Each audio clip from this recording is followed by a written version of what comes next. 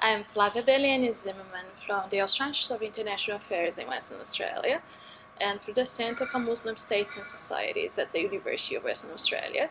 Today we have with us Dr. Alexander Davis, and Dr. Davis will be discussing the India-China conflict in the Himalayas. Thank you for being with us, Dr. Davis. Thanks, it's great to be here. If you can please explain to us the historic background of the India-China conflict in the Himalayas. Yeah, there's a really deep historical background to it that's necessary to go through to really understand what's happening there today. It goes back to the colonial understanding of the Himalaya as a natural border between India and China. And the British wanted to solidify these borders to map them out and to make sure that everyone knew where the borders were so that they could establish trade routes across them and use this as a way of controlling territory. But we're mostly talking about the region of Ladakh, which is where the current fighting has been. And Ladakh is particularly high altitude, and it's very difficult for outsiders to actually. It was very difficult at that time for outsiders to actually stay there. So it was ruled very indirectly. So the British ruled Ladakh through a Dogra princely state, and they were very rarely up there at all. So they didn't adequately survey the region before they started drawing lines on the map. And it's also important to note that the Chinese and their territorial claims, they were based on a rather imprecise notion of Tibetan ethnicity, and they also weren't that physically present in the region when this was going on. So the Dogra Empire that ruled Ladakh as a princely state, they would only visit every 2 months or so in the summertime when it was warmer, and so they were influencing the region, but they weren't ruling the region or controlling the region, and they weren't that aware of the mountains when they were drawing the lines on the map. And so when India and China sort of took their present forms as the Republic of India and the People's Republic of China, there were very imprecise notions of where the lines should be. The Indian state sort of accepted the broadest possible cartography of the British Empire, and the Chinese state just claimed all territory that it saw as Tibetan. But the issue there is that some of the mountain peaks are so high that there's really not many people living there permanently. There's just nomads passing through occasionally. And so neither of these ways of constructing borders actually made sense in the region. And it's also worth noting that the mountains move. They're genuinely imprecise. They move with the seasons. The rivers change in height. The ice pack shrinks and grows with glacial melt. So it is genuinely very difficult to territorialise this region, and as a result these two superpowers can't agree on where they begin and end. Mm-hmm. Thank you so much. And if you can please explain to us the leading reasons for tensions reigniting again between India and China. What's happening now? So there's a quite simple one-word answer for this, and that is infrastructure.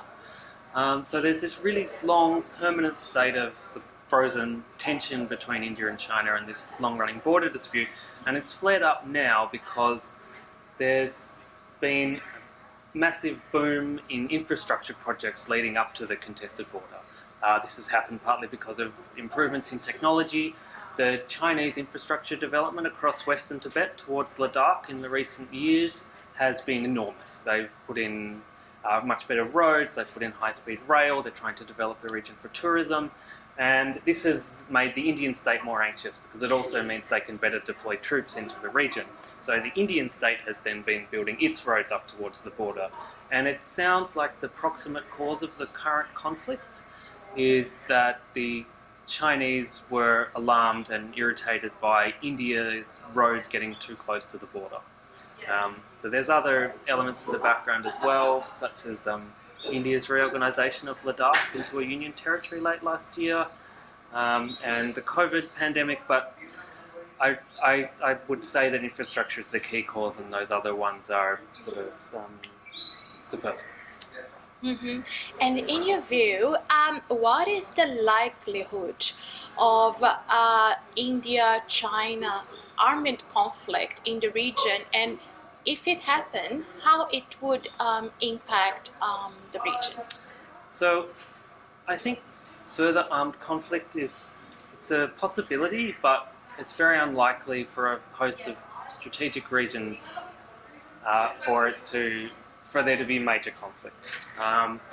My concern, though, is that the status quo, with the sort of militarization of the borderlands and the infrastructure boom, the building of dams along rivers that flow through the contested borders, that the status quo is already really, really damaging environmentally and culturally for the Himalayan region. And so I think the likelihood of actual conflict is low. The the likelihood of frozen conflict continuing is very, very high, and that is already having this effect of sort of inflicting slow violence on the Himalayan region with environmental degradation and cultural disruption. So, in regards to the great militarization of the Himalayas, what do you think the international community could do, just to make the situation better for the Himalayas, and as you said, also to prevent all the environmental degradation and the social impact of the militarization? If you can please explain that. There's very little that the international community can directly do, because India, China, and Pakistan, which is also involved in the conflicts, don't want this to be mediated there. And the international community, if you take it back historically, then the colonial powers had a really large role in creating this conflict. This happens amongst a backdrop of global warming, and the international community could choose to do something about that. What I would argue is that we need more of a bottom-up approach. We need to build governance and environmental governance, cultural governance in the Himalaya that takes into account the concerns and needs of local people, and that also amplifies scientific voices as well as indigenous voices.